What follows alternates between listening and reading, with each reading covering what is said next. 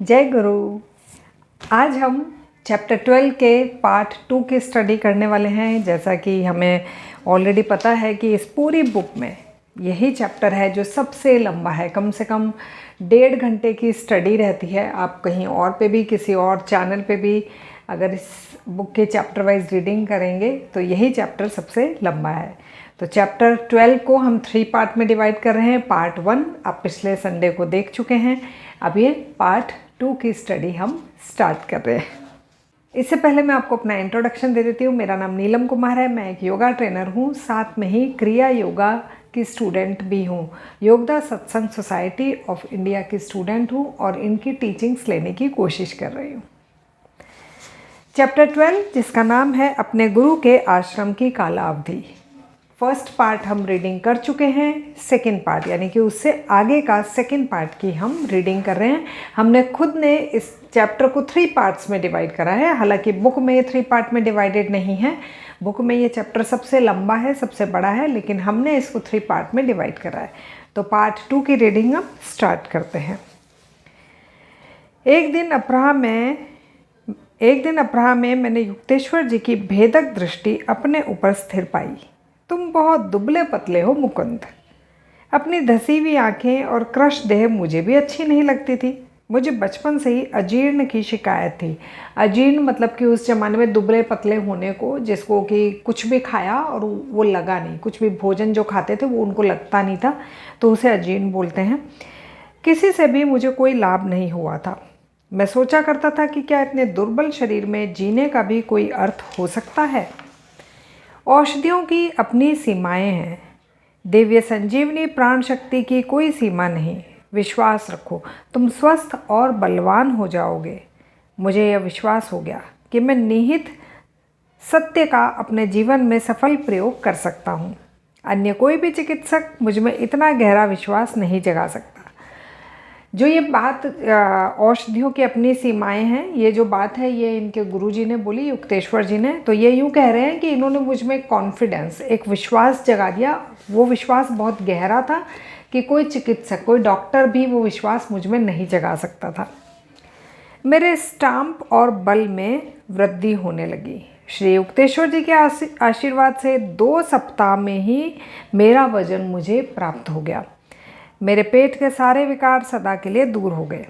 कई वर्ष पहले मैं भी अपना वज़न बढ़ाने के लिए आतुर था। मुझे स्वस्थ करने के थोड़े ही दिन बाद गुरुदेव मुझे बता रहे थे।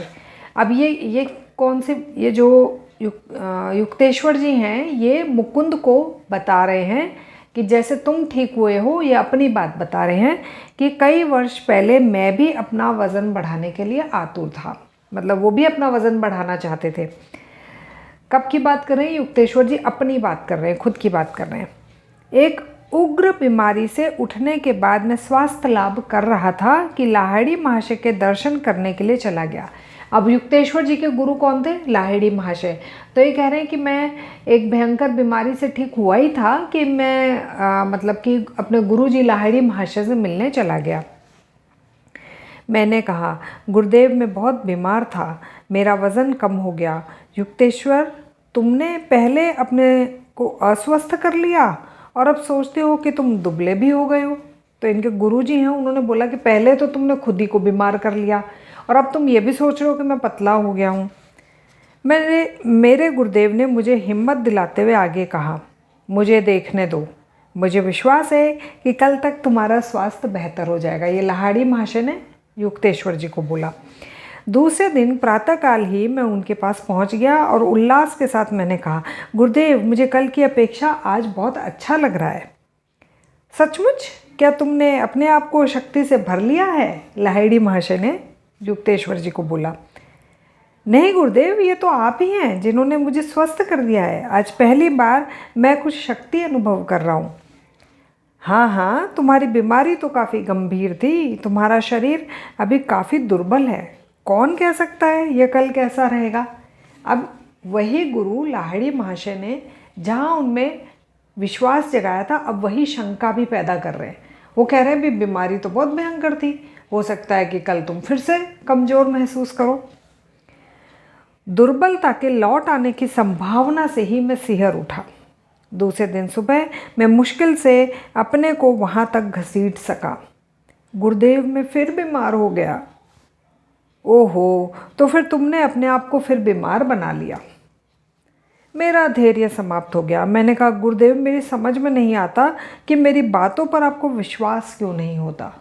मतलब कि युक्तेश्वर जी लाहिड़ी महाशय को ये कह रहे हैं कि मैं अपनी मर्जी से नहीं बीमार हो रहा, मैं फिर से बीमार हो रहा हूँ, मैं फिर से ठीक हो रहा हूँ, ये सब आपकी शक्ति से हो रहा हूँ। आपने बोला था मैं ठीक हो जाऊँगा तो मैं ठीक हो गया, अब आपने बोला शायद बीमारी वापस आ जाए या दुर्बलता वापस आ जाए तो मैं फिर से दुर्बल हो गया हूँ। तो ये बोल रहे हैं कि गुरुदेव मेरी समझ में नहीं आता कि मेरी बातों पर आपको विश्वास क्यों नहीं होता। तो उनके जो गुरु हैं वो बोल रहे हैं, सचमुच वे तुम्हारे विचार ही हैं जिन्होंने तुम्हें दुर्बल और स्वस्थ अनुभव कराया। तुमने देख लिया कि कैसे स्वास्थ्य अवचेतन प्रत्याशाओं के अनुसार बदलता रहा। विचार भी एक शक्ति है। अब वो एक लर्निंग दे रहे हैं, एक टीचिंग दे रहे हैं। वो कह रहे हैं कि ये सब कुछ तुमने करा है, मैं तो सिर्फ एक जरिया, मतलब मैंने तो सिर्फ बात कही थी, खुद को ठीक भी तुमने करा, खुद को बीमार भी तुमने करा। तो वो कह रहे हैं विचार भी एक शक्ति है। अभी ये सब चीज़ें हमारी इन किताबों में कई सालों से ऑलरेडी लिखी है ना। The power of subconscious mind जब हम बुक पढ़ते तो हमें लगता है ओहो कितनी शानदार बुक है, हमने मतलब कि न जाने क्या पढ़ लिया। तो वो किताबें हमारी लाइफ में कई बार पहले आ गई और ये बाद में आई। हालांकि ये टीचिंग्स हमारे भारतीय शास्त्रों में ऑलरेडी कई सालों से लिखी हुई है। तो ये कह रहे हैं कि अवचेतन प्रत्याशाओं के अनुसार हमारे विचार जो हैं वो बदलते रहते हैं। विचार भी एक शक्ति है। मानव मन ईश्वर के चैतन्य का एक स्फुलिंग है। तुम्हारा शक्तिशाली मन जिस किसी बात में तीव्र विश्वास रखेगा वह घटित होकर ही रहेगा। मैंने भाव विभोर होकर उनसे कहा, गुरुदेव यदि मैं सोचूं कि मैं स्वस्थ हूँ और मेरा वजन पूर्वतः हो गया है तो क्या ऐसा हो जाएगा? अब क्योंकि इनको नई टीचिंग मिल रही है तो अब ये अपनी तरफ से प्रश्न पूछ रहे हैं कि अच्छा ऐसा है गुरुदेव, तो क्या सिर्फ मेरे सोचने से कि मैं ठीक हूँ तो क्या मैं फिर से ठीक हो जाऊँगा? मेरा वज़न बढ़ गया है तो क्या मेरा वज़न फिर से बढ़ जाएगा? अब ये बात पूछ रहे हैं गुरुजी से, तो इसका उत्तर सुनिए। इसी क्षण भी ऐसा ही हो रहा है। गुरुदेव ने बड़ी गंभीरता से कहा, इसी क्षण भी ऐसा ही हो रहा है। मैंने तत्क्षण न केवल अपनी शक्ति में बल्कि वजन में भी वृद्धि अनुभव करी। लाहिड़ी महाशय पुनः अपने मौन में खो गए। उनके चरणों में कुछ घंटे बैठने के बाद मैं अपनी माँ के घर लौटा। बेटे, जलशोध की बीमारी से क्या तुम्हारा शरीर फूल रहा है? अब माँ को क्या लग रहा है कि इतना हेल्दी कैसे हो गया। तो वो कह रही हैं कि क्या तुम्हारा शरीर फूल रहा है? माँ को विश्वास नहीं हो रहा था कि मेरा शरीर हुष्ट पुष्ट हो गया था जैसा बीमारी से पहले था। मैंने अपना वज़न किया। एक दिन में मेरा वज़न 50 पाउंड बढ़ गया था। जिन परिचितों ने मेरा क्षीण शरीर देखा था वे आश्चर्य से हतप्रभ रह गए। उनमें से अनेक ने अपनी जीवन दिशा बदल ली और लाहिड़ी महाशय के शिष्य बन गए। क्यों बन गए? क्योंकि लाहिड़ी महाशय ने कोई चमत्कार कर दिया शायद कि ये फिर से वापस से हेल्दी हो गए, फिट हो गए। ईश्वर में सदा जागृत मेरे गुरुदेव जानते थे कि यह संसार और कुछ न होकर केवल सृष्टा का मूर्त रूप धारण किए हुए स्वप्न हैं। लाहिड़ी महाशय को उस दिव्य स्वप्न दृष्टा के साथ अपनी एकात्मकता का पूर्ण भान था, इसीलिए वह दृश्य जगत के स्वप्नाणुओं को प्रकट करने या लुप्त करने या उनमें अपनी इच्छा अनुसार कोई भी परिवर्तन करने में समर्थ थे। ये थोड़ा भारी हो गया पैराग्राफ, है ना, इसको थोड़ा समझते हैं। ईश्वर में सदा जागृत मेरे गुरुदेव, मतलब कि वो हमेशा ईश्वर के साथ कनेक्ट रहते थे, उनके साथ ही समय बिताते थे। जागृत यानी कि उनके साथ जागे हुए रहते थे, हमेशा अपने हर काम में भगवान को याद करते थे। वो ईश्वर में सदा जागृत मेरे गुरुदेव जानते थे कि यह संसार और कुछ ना होकर केवल सृष्टा का मूर्त रूप धारण किए हुए स्वप्न हैं। अगर हम गीता वगैरह की भी पढ़ाई करें तो उसमें भी बताया गया है कि सृष्टा यानी कि वो जो क्रिएट करता है, क्रिएटर लॉर्ड ब्रह्मा, उन्हीं का सपना ये पृथ्वी है। मतलब कि हम उनके सपने में हैं। ये क्या बोल रहे हैं, कुछ ना होकर सृष्टा का मूर्त रूप धारण किए हुए स्वप्न हैं। मतलब कि जो क्रिएटर है उसी के हम सपने हैं, उसी की हम एनर्जीज हैं, उन्हीं के तत्व हैं। लाहिड़ी महर्षि को उस दिव्य स्वप्न दृष्टा मतलब कि जो एक इतना बड़ा ड्रीम देख रहे हैं, जहाँ पक्षी भी हैं, पेड़ भी हैं, आपके और मेरे जैसे लोग भी हैं, तो वो कह रहे हैं कि दिव्य स्वप्न दृष्टा के साथ अपनी एकात्मकता का पूर्ण भान था। मतलब उन्हें ये अच्छे से पता था कि ये सपना चल रहा है और मैं और वो एक ही हैं, हम भी भगवान ही हैं, भगवान का ही रूप है। इसीलिए वह दृश्य जगत यानी कि फिजिकल वर्ल्ड जो आप और मैं देख पा रहे हैं आँखों से, इसीलिए वह दृश्य जगत के स्वप्ना अणुओं को प्रकट करने या लुप्त करने या उसमें अपनी इच्छा अनुसार कोई भी परिवर्तन करने में समर्थ थे। तो वो कह रहे हैं कि वो क्योंकि उस दिव्य स्वप्न दृष्टा के साथ हमेशा कनेक्टेड रहते थे, तो वो कह रहे हैं कि यहाँ पे जो फिजिकल वर्ल्ड है उसमें 3 चीज़ें हो सकती हैं, कोई भी चीज़ को प्रकट करना, कोई भी चीज़ को नष्ट करना और या फिर उसे बदलना। यही तो हो रहा है हर चीज़ के फिजिकल वर्ल्ड में, यही तो हो रहा है कि कोई भी चीज़ जो उत्पन्न हो रही है वो कभी ना कभी ख़त्म होगी ही होगी। फिजिकल वर्ल्ड का ये रूल है कि कोई भी चीज़ जो उत्पन्न हो रही है वो कभी ना कभी ख़त्म तो होगी ही होगी। तो ये कह रहे हैं कि उसको उत्पन्न करना, उसको ख़त्म करना या उसमें बदलाव करना, ये तीनों ही चीज़ें ये इनके जो गुरु हैं लाहिड़ी महर्षि वो कर पाते थे। क्यों? क्योंकि ये उनके साथ कनेक्टेड थे। कैसे ये करना है ये सब जानते थे। ऐसा आप और हम भी बहुत बार करते हैं। मान लो कि हमें कोई चीज़ चाहिए, हम बार बार उस बारे में सोचते हैं, सपने देखते हैं, उस चीज़ों को सर्च करते हैं, ढूंढते हैं और फाइनली कुछ महीनों सालों बाद वो चीज़ हमारे पास आ जाती है। तो ये चीज़ हम भी करते हैं, लेकिन जाने अनजाने करते हैं। जो लोग ध्यान करते हैं, जो लोग क्रिया योगा या किसी भी टाइप की स्पिरिचुअल प्रैक्टिस करते हैं, वो अपने आप को उस सुप्रीम पावर से कनेक्ट करके ये सब चीज़ें छोटे या बड़े रूप में कर सकते हैं। तो वही चीज़ इन्होंने बोली है। एक बार मैं फिर से, अगर आप लोग पैराग्राफ को अच्छे से समझना चाहते हैं, आप समझ पाएंगे, तो मैं एक बार फिर से इस पैराग्राफ को रीड कर रही हूँ। अब आप जो मैंने एक्सप्लेन करा है उसके हिसाब से समझने की कोशिश कीजिएगा। ईश्वर में सदा जागृत मेरे गुरुदेव जानते थे कि यह संसार और कुछ ना होकर केवल सृष्टा का मूर्त रूप धारण किए हुए स्वप्न हैं। लाहिड़ी महर्षि को उस दिव्य स्वप्न दृष्टा के साथ अपनी एकात्मकता का पूर्ण भान था। इसीलिए वे दृश्य जगत के स्वप्नानुओं को प्रकट करने या लुप्त करने या उनमें अपनी इच्छा अनुसार कोई भी परिवर्तन करने में समर्थ थे। आखिर में श्री युक्तेश्वर जी ने कहा, संपूर्ण सृष्टि विधि नियम के अधीन है। मतलब ये कह रहे हैं कि ये जो पूरी सृष्टि है इसमें भी नियम हैं, रूल्स हैं। संपूर्ण सृष्टि विधि नियम के अधीन है। बाह्य सृष्टि में कार्यरत नियम जिनकी खोज वैज्ञानिक कर सकते हैं प्राकृतिक नियम कहलाते हैं।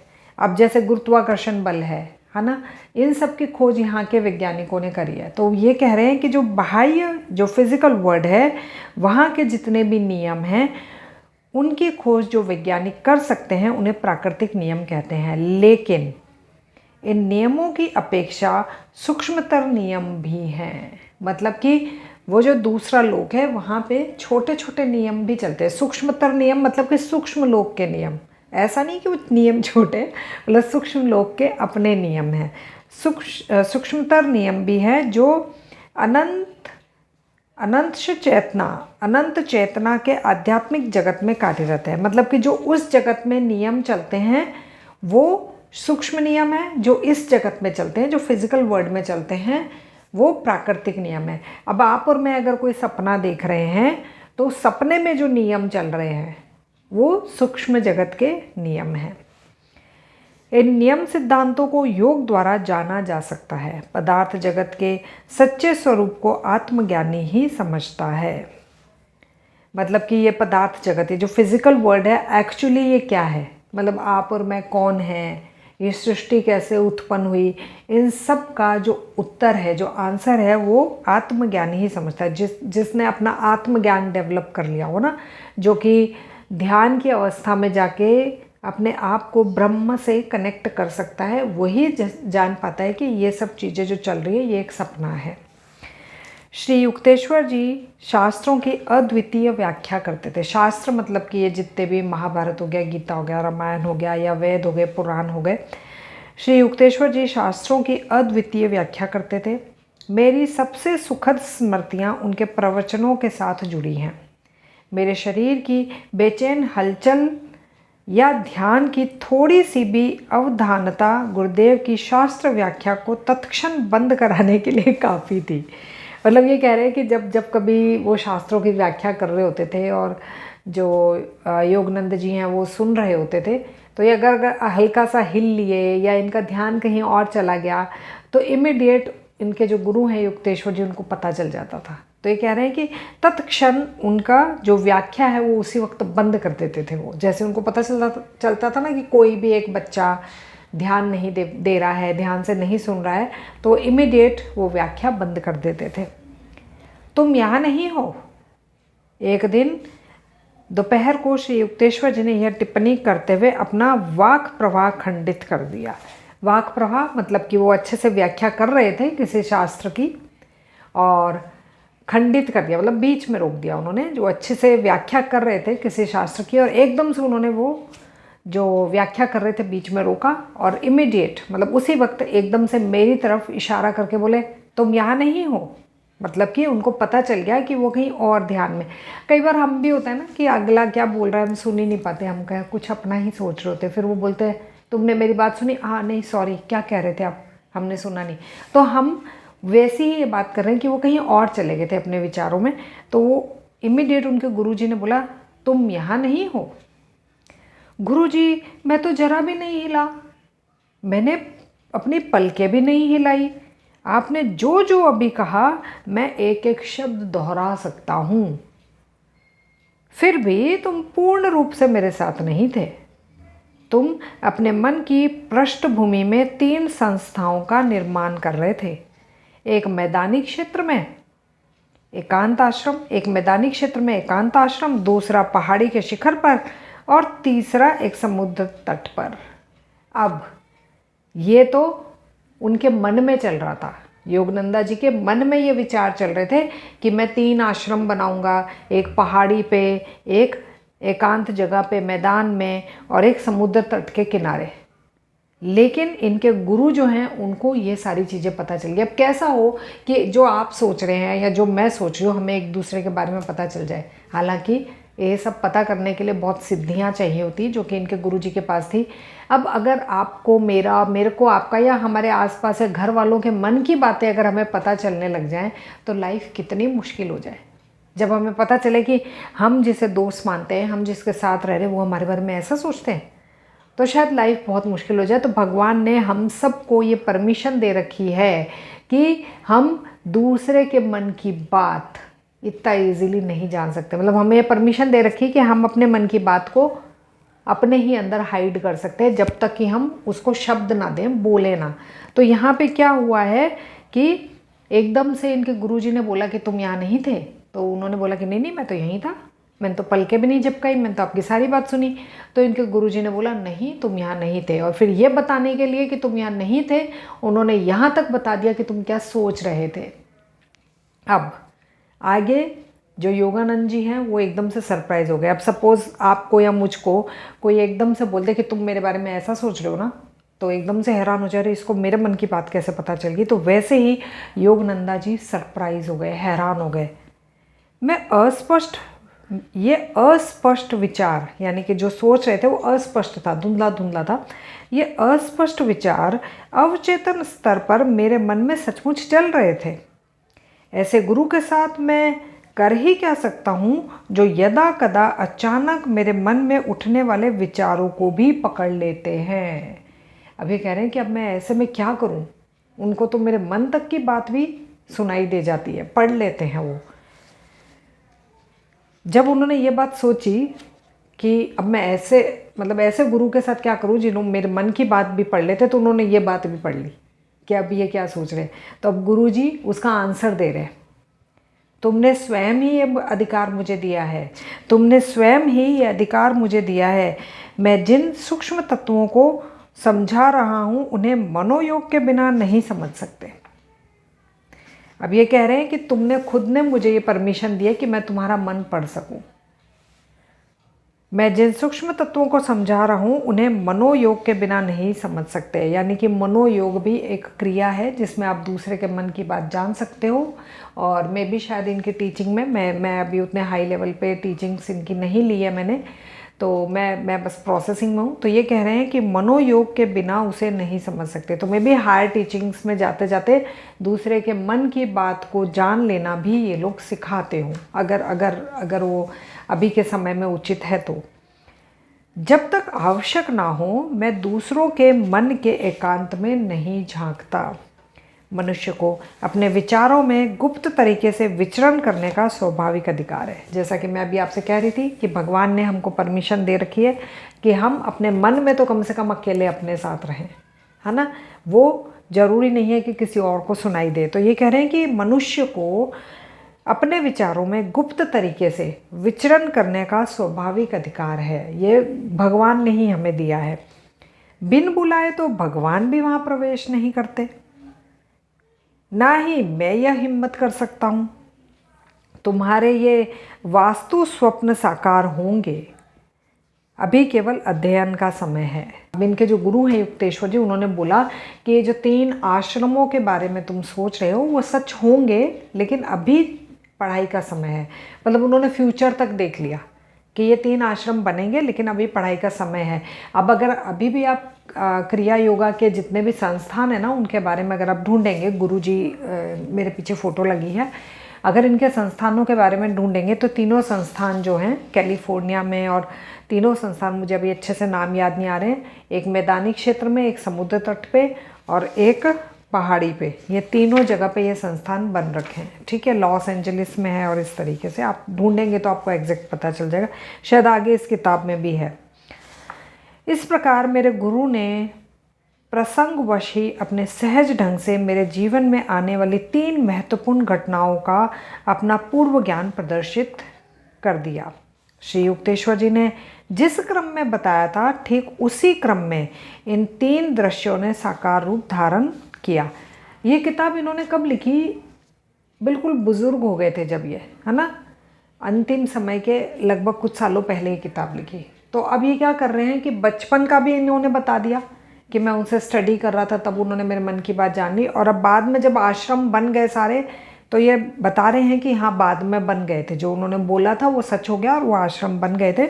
श्री युक्तेश्वर जी ने जिस क्रम में बताया था, ठीक उसी क्रम में इन 3 दृश्यों ने साकार रूप धारण किया। सर्वप्रथम रांची के एक मैदानी क्षेत्र में मेरे द्वारा स्थापित बालकों के लिए योग विद्यालय की स्थापना।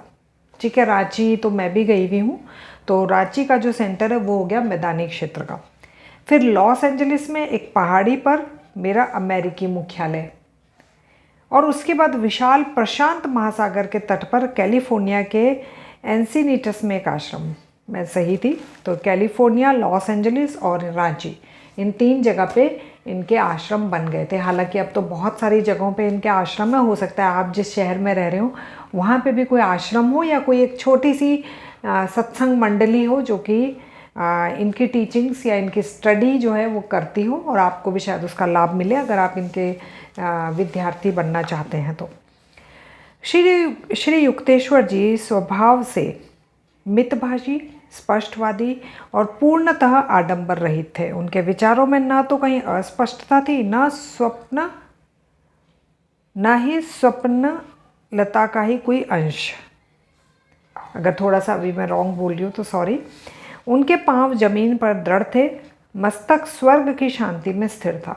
व्यवहारिक स्वभाव के लोग उन्हें अच्छे लगते थे। वे कहते थे, ईश्वरानुभूतियाँ किसी को अक्षम नहीं बनाती, चरित्र बल की सक्रिय अभिव्यक्ति तितक्षणम बुद्धि को विकसित करती है।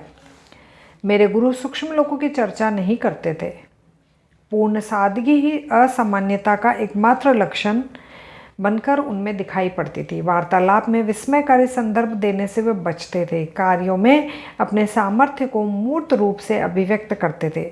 श्री युक्तेश्वर जी शायद ही कभी सूक्ष्म नियमों का उल्लेख करते थे। श्री युक्तेश्वर जी शायद ही कभी सूक्ष्म नियमों का उल्लेख करते, पर गुप्त रूप से अपनी इच्छा अनुसार उन्हें कार्यान्वित करते थे। मतलब कि जो सूक्ष्म जगत के नियम थे उसके बारे में फिजिकल वर्ल्ड में इतनी टीचिंग्स नहीं देते थे, पर अपने लिए वो उन नियमों को कई बार काम में लेते थे। जैसा कि हमने पीछे पढ़ा कि वो कुछ चीज़ों में बदलाव भी कर सकते थे, उत्पन्न भी कर सकते थे, नष्ट भी कर सकते थे। तो ये कह रहे हैं कि अपने लिए कई बार उन नियमों को वो यूज़ करते थे। तो अब आगे ये अपनी स्टोरी में बताएंगे कि किस तरीके से उन्हें कई बार महसूस हुआ कि उन्होंने सूक्ष्म जगत के नियमों को यूज़ करा है। ठीक है, अभी हम लोग भी एक्साइटेड है ना कि सूक्ष्म जगत के नियम क्या होते हैं और उसको कैसे यूज़ कर सकते हैं।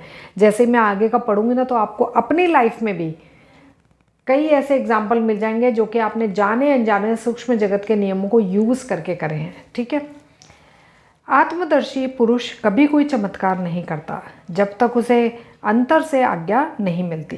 गुरुदेव कहते थे, ईश्वर नहीं चाहते कि उनकी सृष्टि के रहस्यों को यत्र तत्र प्रकट किया जाए। प्रत्येक व्यक्ति को अपनी स्वतंत्र इच्छा शक्ति का अधिकार है। कोई संत उस स्वतंत्रता का कभी अतिक्रमण नहीं करेगा। ऐसा कहा जाता है ना कि जितने भी संत महात्मा ऋषि मुनि होते हैं उन्हें बहुत ज्ञान होता है, कई चीज़ों का उन्हें पहले से पता होता है, लेकिन वो डिस्क्लोज़ नहीं करते ज़्यादातर लोगों के बीच में, या कई चीज़ें वो मतलब कि लोगों को बताते नहीं हैं। वो इसीलिए नहीं बताते क्योंकि वो कह रहे हैं कि जो ईश्वर के नियम के हिसाब से जो ये सृष्टि चल रही है वो वैसी ही चलती रहे, वो ज़्यादा सही है। श्री युक्तेश्वर जी का मौन उनकी अनंत ब्रह्म की अनुभूतियों के कारण था। गुरु अनवरत रूप से जिस ज्ञान को व्यक्त करने में दिन भर व्यस्त रहते थे, उसके लिए उनके पास कोई समय नहीं बचता था। श्री युक्तेश्वर जी ने भी अन्य लोगों की तरह ही जन्म लिया था। वे सृष्टि के नियता के साथ एक बन चुके थे। ईश्वरत्व में, मनुष्य तत्व के विलयन में गुरुदेव ने कोई दुर्लभ बाधा नहीं पाई। श्री युक्तेश्वर जी के चरणों का स्पर्श करते मैं सदा रोमांचित हो उठता था। गुरु को श्रद्धापूर्ण स्पर्श से शिष्य आध्यात्मिक शक्ति से पूर्ण हो जाता है। अब क्योंकि ये किताब ऑल ओवर वर्ल्ड पॉपुलर होनी थी, तो ये यहाँ पे चरण स्पर्श की जो इम्पोर्टेंस है वो भी बता रहे हैं। मतलब इन्होंने पूरी कोशिश कर रही है कि भारतीय संस्कृति की हर एक चीज़ बताई जाए। जैसे हमने पहले पीछे पढ़ा था कि बड़ा भाई पिता समान होता है, वैसे ही गुरु शिष्य परंपरा से हमारे भारत में पढ़ाई होती है। तो वैसे ही ये बता रहे हैं कि उनके चरण स्पर्श करना आध्यात्मिक शक्ति से पूर्ण होता है। गुरु को श्रद्धापूर्वक स्पर्श से शिष्य आध्यात्मिक शक्ति से पूर्ण हो जाता है। शिष्य के मस्तिष्क में विद्यमान अवांछनीय प्रवृत्ति प्रणालियाँ प्राय भस्म हो जाती हैं। उसकी सांसारिक प्रवृत्तियों के खांचों में कल्याणप्रद उथल पुथल मच जाती है। वह माया के गुप्त पर्दे उठते अनुभव कर सकता है और परमानंद की सच्चाई की झलक पा सकता है। मैं जब भी अपने गुरु के चरणों पर माथा टेकता था, मेरा संपूर्ण शरीर जैसे एक मुक्ति प्रदायक तेज से भर जाता था। गुरुदेव ने मुझे बताया, जब लाहिड़ी महाशय मौन रहते थे तब भी, या किसी ऐसे विषय पर चर्चा कर रहे हों जो पूर्णतः धार्मिक ना हो, तब भी मैंने देखा कि उन्होंने मुझ में अगाध ज्ञान का संचार कर दिया है। अब यहाँ पे हम लोग क्या सोचते हैं कि कोई भी टीचर जब तक बोल रहा है तभी तक वो सिखा रहा है और तभी तक हम सीख रहे हैं, लेकिन ये कह रहे हैं कि जब जब टीचर मौन होता है, चुप होता है, तब भी उससे हम बहुत कुछ जाने अनजाने सीख रहे होते हैं। तो ऐसा नहीं होता था कि ये और इनके गुरु हमेशा बोलकर सुनकर ही कुछ सीखते या समझते थे। बहुत बार ऐसा भी होता था कि इनके गुरु और ये दोनों ध्यान में बैठ जाते थे और उस मौन में भी वो बहुत कुछ सिखा रहे होते थे और ये बहुत कुछ सीख रहे होते थे। मुझ पर भी श्री युक्तेश्वर जी का प्रभाव ऐसा ही जान पड़ता था। यदि अन्य मनसक मन से आश्रम में प्रवेश करता तो मेरी मनोवृत्ति बदल जाती। गुरु के दर्शन मात्र से एक सुखद शांति मुझ में आ जाती। उनके सानिध्य में प्रतिदिन आनंद, शांति और ज्ञान का नया अनुभव होता था। माया का अंधकार धीरे धीरे चुपचाप हमारी और बढ़ रहा है। आओ अपने अंतर में अपने घर की ओर भाग चले। शिष्यों को गुरुदेव नित्य क्रिया योग के अभ्यास की वो याद दिलाते थे। कभी कोई नया शिष्य योगा अभ्यास के लिए अपनी योग्यता में संदेह प्रकट कर देता था। पर अब जरूरी नहीं है कि सारे स्टूडेंट बहुत अच्छे से प्रैक्टिस करते हो। कईयों को लगता है ना, पता नहीं मैं परफेक्ट हूँ या नहीं। तो ये कह रहे हैं कि बहुत बार जो विद्यार्थी हैं उनको योग्यता में संदेह होता था, अपनी खुद की योग्यता में। अतीत को भूल जाओ, श्री युक्तेश्वर जी उसे सांत्वना देते थे। अतीत को भूल जाओ, बीता हुआ जीवन कलुषित है। मनुष्य का कोई भरोसा नहीं होता। जब तक वह ईश्वर में अधिष्ठित ना हो जाए सब सुधर जाएगा यदि तुम अभी से आध्यात्मिक प्रयास शुरू कर दो। आश्रम में सदा बाल शिष्य रहते थे। उनकी बौद्धिक और आध्यात्मिक शिक्षा में गुरुदेव को रुचि रहती थी। देह त्याग से पहले भी उन्होंने 2 6 साल के बच्चे और एक 16 साल के नवयुवक को आश्रमवासी शिष्यों के रूप में स्वीकार करा था। शिष्यों को वे सावधानी पूर्वक शिक्षा देते थे। शिष्य और शिक्षा, अनुशासन सहित इन शब्दों का मूल एक है और व्यवहारिक स्तर पर एक दूसरे से संबंधित है। आश्रमवासियों के मन में गुरु के प्रति नितांत प्रेम और आदर था। गुरु की ताली पर सभी उनके पास दौड़ पड़ते थे। ताली मतलब कि ऐसे क्लैप करते थे जैसी। वे जब गंभीर या अंतर्मुख प्रतीत होते तब कोई बातचीत का साहस भी ना करता। श्री युक्तेश्वर जी शायद ही किसी को व्यक्तिगत काम करने के लिए कहते, ना ही वे किसी शिष्य से सेवा स्वीकार करते जब तक वह स्वयं खुशी से आगे ना बढ़ा हो। यदि शिष्य गुरु के कपड़े धोने का काम भूल जाए तो वे स्वयं ही धो लेते थे। वे साधारणतया गेहूँए कपड़े पहनते थे। घर के अंदर बिना फीते के जूते पहनते जो व्याघ्र या मर्ग चर्म के बनाए जाते थे। श्री युक्तेश्वर जी अंग्रेजी, फ्रेंच, बंगाली और हिंदी भाषा धारा प्रवाह से बोलते थे। संस्कृत भी अच्छी थी। वह शिष्यों को संस्कृत और अंग्रेजी स्व आविष्कृत सरल पद्धतियों से सिखाते थे। गुरुदेव को अपने शरीर की अधिक चिंता नहीं थी, परंतु वे सावधानी बरतते थे। वे कहते थे कि ईश्वर शारीरिक और मानसिक स्वस्थता में अच्छी प्रकार से अभिव्यक्त होते हैं। उन्हें किसी बात में अति पसंद नहीं थी। एक शिष्य को जो दीर्घ काल तक उपवास करना चाहता था, मेरे गुरु ने हंसते हुए कहा, कुत्ते को हड्डी क्यों ना डाल दी जाए। मतलब ये यूँ, इनके कहने का मतलब ये है कि जब आप बहुत लंबा उपवास करते हो तो आपको लगता है कि आप भोजन से दूर हो, भोजन से दूर रहकर आपकी जो क्या बोलते हैं कि पेशेंस है वो बढ़ रहा है, लेकिन एक्चुअली आप भोजन के ही बारे में पूरे समय सोचते रहते हो। तो ये कह रहे हैं कि किसी भी चीज़ की अति उन्हें पसंद नहीं थी। श्री युक्तेश्वर जी का स्वास्थ्य उत्तम था। शिष्यों को यदि वे चाहें तो डॉक्टर के पास जाने देते थे। वे कहते थे कि डॉक्टरों को भौतिक पदार्थों के लिए निर्धारित ईश्वरीय नियमों के अनुसार चिकित्सा कार्य करना चाहिए, पर वे मानसिक शक्ति के द्वारा रोग निवारण की पद्धति को श्रेष्ठ मानते थे और प्राय कहते थे ज्ञान ही सबसे बड़ा परिष्कारक है। वे अपने शिष्यों से कहते थे शरीर एक कपटी मित्र है, उसे उतना ही दो जितना जरूरी है। मतलब ये जो शरीर है ना, ये आपका दोस्त तो बनता है लेकिन कपटी है, ठीक है। इसे उतना ही दो जितना इसको ज़रूरत है। ज़्यादा दोगे ना, दोस्त बन के थोड़ा सा और खा लूँ, थोड़ा सा और खा लूँ, तो ये जो दोस्त है ये आप ही को नुकसान पहुंचाने वाला है। उसे उतना ही दो जितना ज़रूरी है। सुख दुख अल्पकालिक है। जगत के सभी द्वंद्वों को शांतिपूर्वक सहन करो और उनके प्रभाव से परे जाने का प्रयास करते रहो। कल्पना ही वह द्वार है जिससे रोग प्रवेश करते हैं और रोग निवारण भी होता है। बीमार होने पर बीमारी के अस्तित्व में विश्वास मत करो। उपेक्षित अतिथि अपने आप भाग जाएगा। बहुत से डॉक्टर गुरुदेव के शिष्य थे। गुरुदेव कहते थे जिन्होंने शरीर विज्ञान का अध्ययन करा है उन्हें आत्मविज्ञान का अनुसंधान करना चाहिए। शरीर की यंत्रावली के पीछे आध्यात्मिक संरचना छिपी है।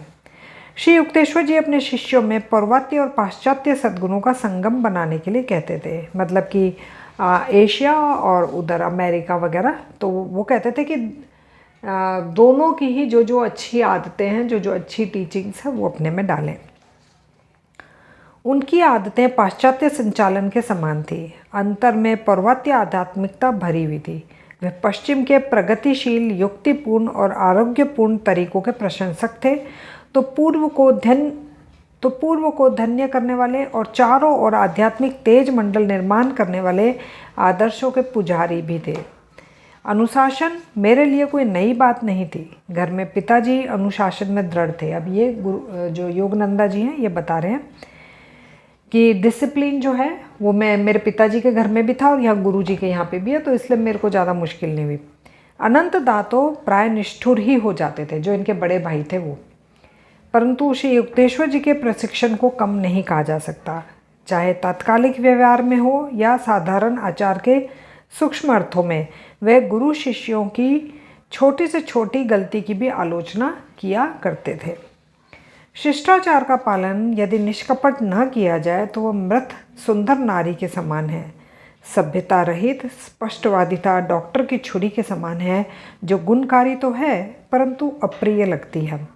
सौजन्य युक्त स्पष्टवादिता लाभदायक भी है और अच्छी भी लगती है।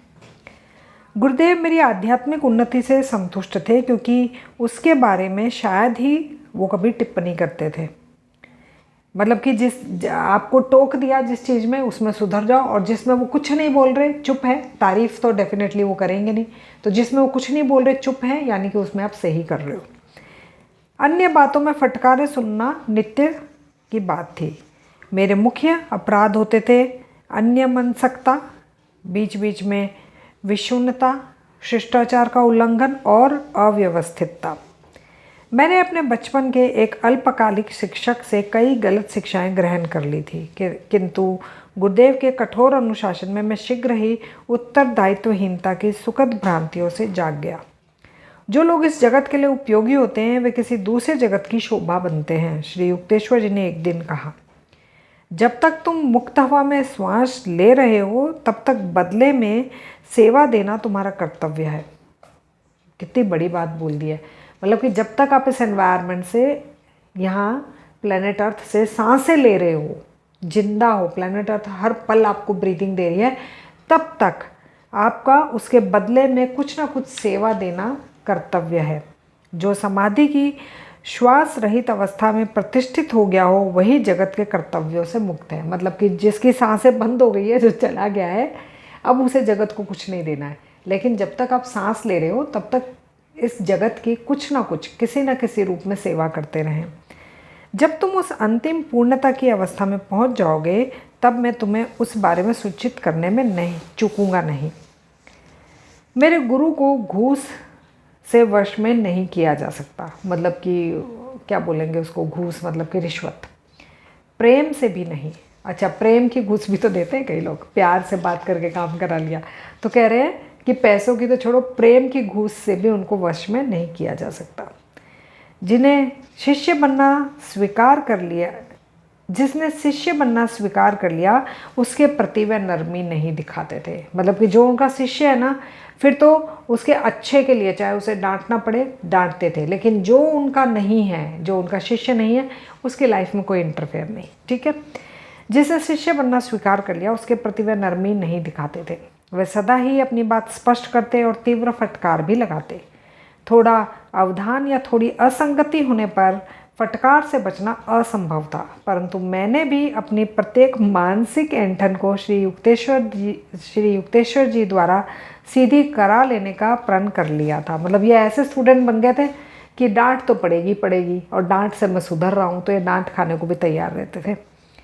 इस विराट परिवर्तन को लाने के लिए जब वे लगे हुए थे तब अनेक बार उनके अनुशासन रूपी हथौड़े के प्रहार से मैं तिलमिला उठता था। गुस्सा तो आता ही है ना, जब टीचर बच्चे को डांटे तो बच्चे को गुस्सा आता है। तुम्हें यदि मेरी बातें अच्छी नहीं लगती हों तो तुम कभी भी यहाँ से चले जाने के लिए मुक्त हो। अब ये कौन बोल रहा है? टीचर। मैं तुम्हारी उन्नति के अतिरिक्त और किसी चीज़ की अपेक्षा नहीं रखता। वो ये बोल रहे हैं कि मुझे तो तुम्हारी ग्रोथ देखनी है। मतलब मुझे तुम्हें ग्रो करना है, तुम्हें टीचिंग्स देके ग्रो करना है, तुम्हें डांट फटकार लगा के प्यार से जैसे भी तुम सीखो, बस मुझे ये देखना है कि तुम सीखते जा रहे हो। तो वो कह रहे हैं कि तुम्हें अगर अच्छा नहीं लगता ना, तुम मुझे छोड़ के जा सकते हो। मैं मिथ्याभिमान को तोड़ने वाले जो प्रहार उन्होंने किए उनके लिए कृतज्ञ हूँ। मतलब अब आज वो कह रहे हैं कि उन्होंने जितनी भी मुझे डांट फटकार लगाई, मैं उन सब के लिए थैंकफुल हूँ।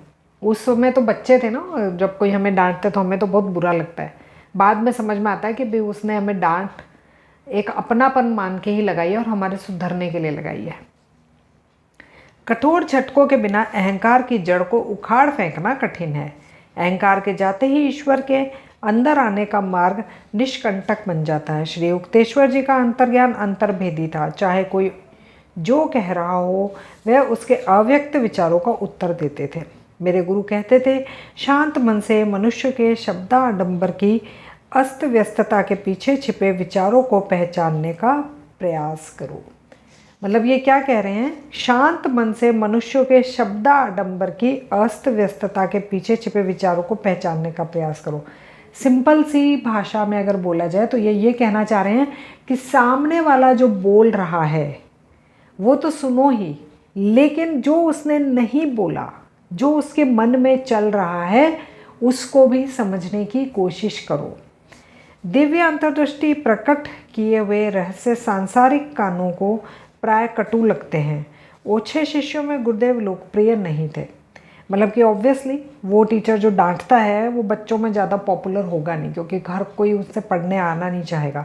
समझदार लोगों में जो सदा ही थोड़े होते हैं उनके प्रति गहरी श्रद्धा रखते थे। श्री युक्तेश्वर जी भारत में सर्वाधिक लोकप्रिय गुरु होते यदि उनकी वाणी इतनी स्पष्ट और कटु और आलोचनात्मक ना होती। अब ये कह रहे हैं कि बहुत ज़्यादा पॉपुलर वो बहुत हुए नहीं, क्योंकि वो बहुत ज़्यादा मीठा नहीं बोलते थे। मतलब सिखाने के लिए वो डांट भी लगाते थे। तो ये कहते हैं कि अगर वो बहुत मीठा बोलते है ना और इतनी आलोचना ना करते तो शायद बहुत पॉपुलर होते। जो मुझसे शिक्षा प्राप्त करने आते हैं उनके साथ मैं अत्यंत सख्त होता हूँ। उन्होंने मेरे समक्ष स्वीकार करा था। मतलब ये इनके गुरुजी हैं, वो योगनंदा जी को एक दिन बता रहे हैं, जो मुझसे शिक्षा प्राप्त करने आते हैं उनके साथ मैं अत्यंत सख्त होता हूँ। उन्होंने मेरे समक्ष स्वीकार करा। यदि यही मेरा तरीका है, चाहे तो उसे स्वीकार करो या छोड़ दो, परंतु तुम अपने शिष्यों के साथ अधिक सहृदय रहोगे, वही तुम्हारा तरीका है। विवेक और ज्ञान का यदि साथ साथ उपयोग किया जाए तो कठोर और कोमल दोनों ही तरीके समान रूप से प्रभावकारी हैं। वो कह रहे हैं कि चाहे सख्ती से चाहे प्यार से, जिससे भी बच्चा सुधर रहा है, दोनों ही तरीके सही हैं। मैं ये नहीं बोलता कि सख्ती वाला सही है, प्यार वाला गलत है। ये कह रहे हैं कि दोनों में से जो भी आपको यूज़ करना आता है वो आप कीजिए। फिर उन्होंने आगे कहा, तुम्हें विदेशों में जाना पड़ेगा जहां अहम पर निर्दय प्रहार पसंद नहीं किए जाते। अब ये साफ साफ बता रहे हैं योगानंद जी को कि भी जैसे मैं डांटता फटकारता हूँ ना, वैसे डांट फटकार जो है तुम विदेशों में जाओगे तो वहाँ पसंद नहीं करी जाएगी। क्यों? क्योंकि उनके अहम पे चोट लगेगी। तुम्हें विदेशों में जाना पड़ेगा जहाँ अहम पर निर्दय प्रहार पसंद नहीं किए जाते। वहाँ के लोगों के अनुरूप धैर्य और सहनशीलता के बिना कोई गुरु बाहर के संदेश का प्रचार प्रसार नहीं कर सकता। अब ये कह रहे हैं कि तुम में पेशेंस जरूरी है, सहनशीलता, धैर्य, ये सब जरूरी है, तभी तुम वहाँ पे अपनी टीचिंग्स दे पाओगे। मेरे गुरु के अत्यंत स्पष्ट बोलने के कारण पृथ्वी पर उनके जीवन काल में बड़ी संख्या में शिष्य नहीं बने, परंतु उनके शिक्षाओं का अध्ययन और अभ्यास करने वाले सच्चे शिष्यों की निरंतर बढ़ती संख्या के माध्यम से उनका ज्ञान आज विश्व में जीवित है। कह रहे हैं जब वो जिंदा थे तब उनके स्टूडेंट इतने नहीं थे, लेकिन आज उनके चले जाने के बाद में जो उनकी टीचिंग्स थी वो अभी तक जिंदा है। जैसा ये खुद भी उन्हीं की टीचिंग्स को स्प्रेड कर रहे हैं। गुरुदेव शिष्यों की नगण्य त्रुटियों को भी अर्थगर्भित गंभीरता के साथ बताते थे। एक दिन श्री युक्तेश्वर जी का दर्शन करने मेरे पिताजी श्री रामपुर आए। पिताजी त्रुटियों का लंबा वर्णन सुनकर स्तब्ध हो गए। वे तेजी से मेरे पास आए।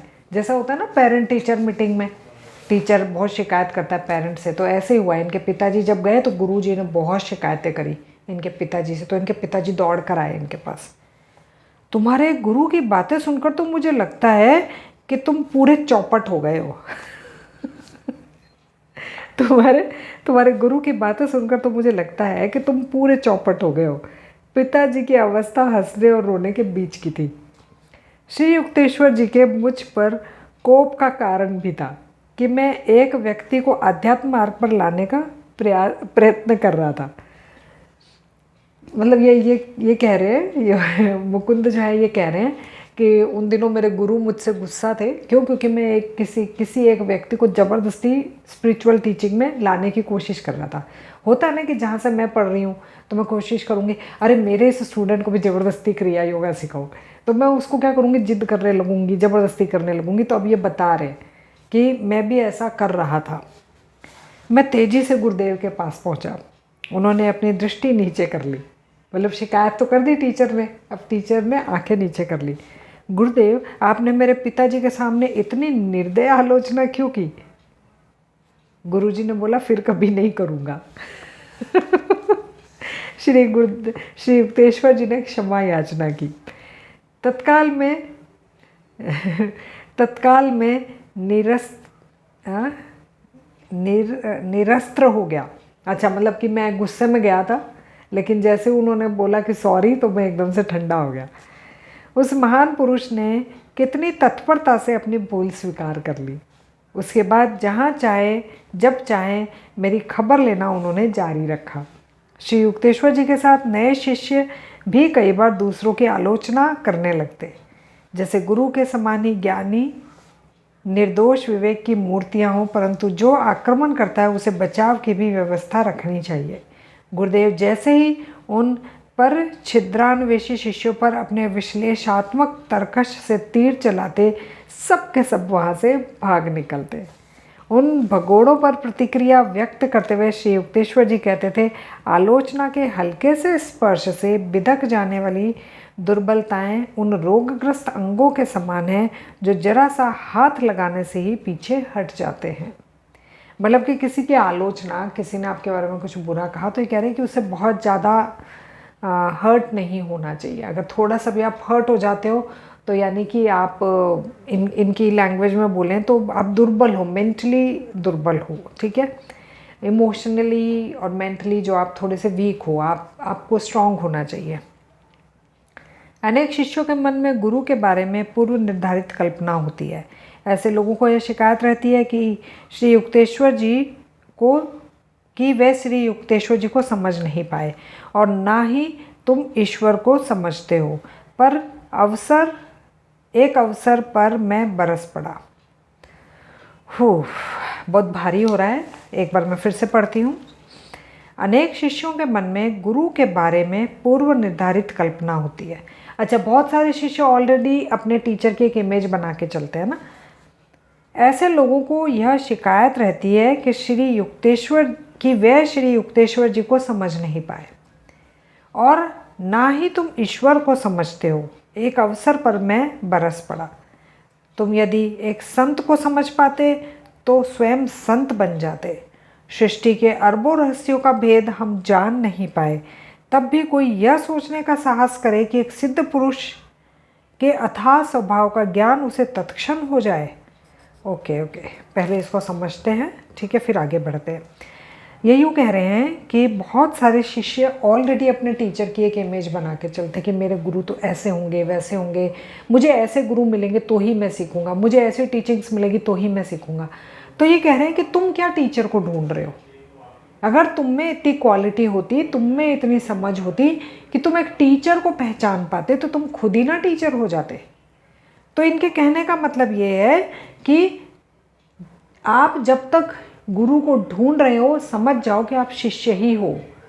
अगर आप गुरु को ढूंढने की क्वालिटी रखते हो तो इट मीन्स कि आप खुद ही गुरु हो गए। तो इनके कहने का मतलब ये है कि एक शिष्य गुरु को नहीं ढूंढ पाता, गुरु शिष्य को ढूंढता है। गुरु जान पाता है कि इन सब में से कौन है जो मुझसे अच्छी टीचिंग ले सकता है। वो सिखाते सबको बराबर है, लेकिन किसी एक बच्चे पे, 2 बच्चों पे, 5 बच्चों पे वो ज़्यादा ध्यान देते हैं क्योंकि उनको पता चलता है कि ये अच्छे शिष्य बनने के लायक है। तो जी आज यहीं पे ख़त्म करते हैं। पार्ट 2, पार्ट 3 जो है वो हम अगले संडे को लेकर आएंगे। और ये जो चैप्टर है इसमें समझने को बहुत कुछ है। अगर आपको ये चैप्टर अच्छा लगा तो इसको दोबारा ज़रूर सुनिएगा, क्योंकि यहाँ पे वो सब चीज़ें सिखाई गई हैं जो सूक्ष्म जगत में भी काम आती है। हमारी डेली लाइफ में उन नियमों को हम भी यूज़ ले सकते हैं। कई बार क्या होता है कि इतनी भारी किताबें जिसमें बहुत कुछ एक्सप्लेन करने को होता है, समझने को होता है, वो एक बार में समझ में नहीं आती है। ट्रूली बोलूँ तो आई थिंक मैं भी शायद 7वीं या 8वीं बार ये किताब पढ़ रही हूँ, तब जाके अपने आप को मैं इस लायक समझ पाई हूँ कि मैं सिर्फ रीडिंग कर पाऊँ आपके आगे। हालांकि मैं भी उतने अच्छे से एक्सप्लेन नहीं कर रही हूँ, लेकिन मैं उस लेवल पे तब आ पाई हूँ कि मैं सिर्फ आपके सामने रीडिंग कर पा रही हूँ, और जितनी मेरी बुद्धि डेवलप हुई है या जितनी मेरी बुद्धि कहती उतना ही मैं आपको समझा पाती हूँ। हो सकता है आप उससे कई ज़्यादा अपने आत्मज्ञान से समझ पाएँ। अगर आप इस बुक को खुद पढ़ रहे हैं तो बहुत ही अच्छी बात है। मैं प्रे करती हूँ कि इस बुक से जैसे मेरी लाइफ में चेंजेस आए हैं वैसे आपकी लाइफ में भी चेंजेस आए। तो आज के लिए हम रीडिंग यहीं पे ख़त्म करते हैं। वीडियो पसंद आई हो तो प्लीज़ लाइक कर दीजिए। चैनल पे पहली बार आए हैं तो सब्सक्राइब कर दीजिए ताकि आने वाले चैप्टर्स आपको इजीली मिलते जाए। ओम शांति। जय गुरु।